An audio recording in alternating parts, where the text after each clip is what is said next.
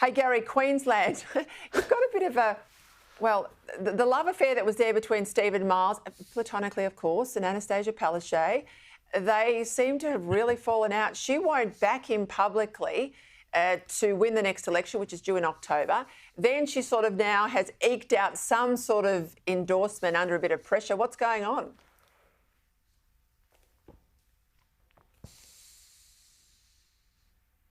Well, Gary, we got you?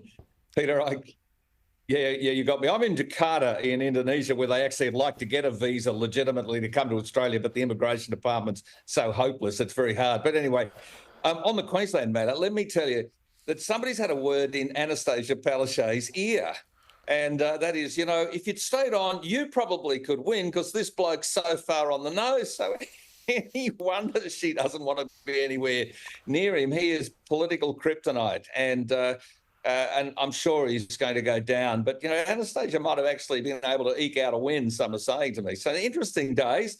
But look, you know, the people of Queensland will get a chance to vote in a month or so's time. And I think it's pretty clear to me that the Miles government's on the nose. They've run out of ideas. They've run out of puff.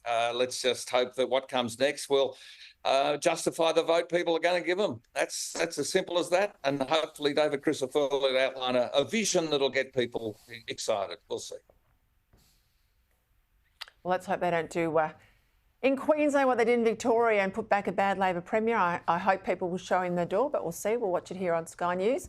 The Daily Telly, you're reporting that Conservatives in the New South Wales Liberal Party, James, they've been the ones most hurt by this local council debacle. There's a document going around that says that 56% of people on the right, so the right faction, their forms didn't get lodged, but only 17% of those on the centre-right and 28% of the moderates had their forms miss the lodgement date. What do you make of this? Well, Peter, this reporting in the Daily Telegraph really just confirms something that a lot of us suspected when news of this whole debacle about not getting Liberal candidates onto the ballot papers for the coming council elections was what was behind it. I mean, you've got people like Don Harwin, infamously moderate faction leaders, all running the New South Wales division.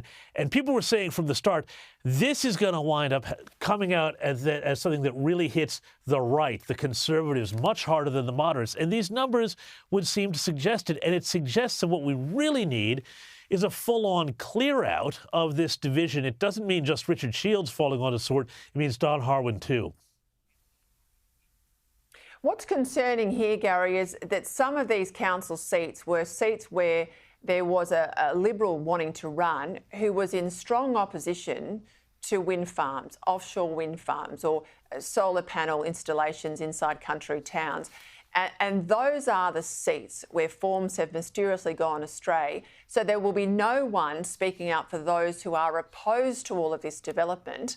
Now, given the links of some moderates to renewables and companies and lobbyists, look at where Matt Keane is now. This is where I think there's a bit of stench about it all. There's more than a bit of a stench. And Peter, I think should also be put on the list. Poor old Matt Keane gets on there all the time, understandably so. But you're going to find there's a real problem, a disease through the entire Liberal Party along the East Coast anyway, of people who've got a whole bunch of unknown and possibly soon to be declared interests in a lot of things. And this renewables poison is costing Australia an enormous amount. I mean, here in Indonesia, they're burning fuel every day of the week. They're saying, you know, you guys can go into all that climate change stuff. We agree with net zero, but you fill in the forms. We're just going to keep using coal. And so Australia is just looking like a bunch of idiots. But both sides of politics have got to flush out these lefties that are trying to destroy our economy by increasing our cost of living. And I think it's a huge issue. It's a sleeper issue, but it's starting to come awake right now. Hey, James, New York Times, they seem to have turned on Kamala Harris. And then we hear that, well, they're saying these are the headlines, that they're pretty good. Joy is not a strategy. Trump can win on character. This is from the New York Times. I mean, they are a left-leaning mag, as you know, a newspaper. But she's going to do a debate. Now, we get this confirmation today. She's going to do an interview, CNN interview. But she cannot do it by herself. she needs sort of the comfort rug of her vice president. Now, that worries me. That says everything, that she's not confident by herself, that she needs him, to run deflection? Is that what it's about? Well, look, I mean, it's more than she's not confident. I don't think her advisors are confident. You know, think about all the times that she's gone out there and not just, word saladed it, but also just said things that were bizarre, like the time she was confronted for never having gone to the southern border, and she said she'd never gone to Europe either as vice president. People were like, what are you talking about? This is a bizarre answer.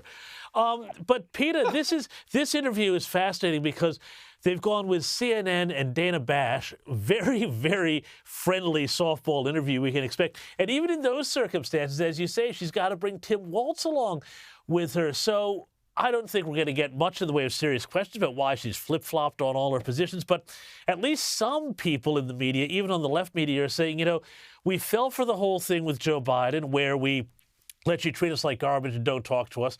We're not going to fall for that again. We can hope that this keeps up, continues, and strengthens.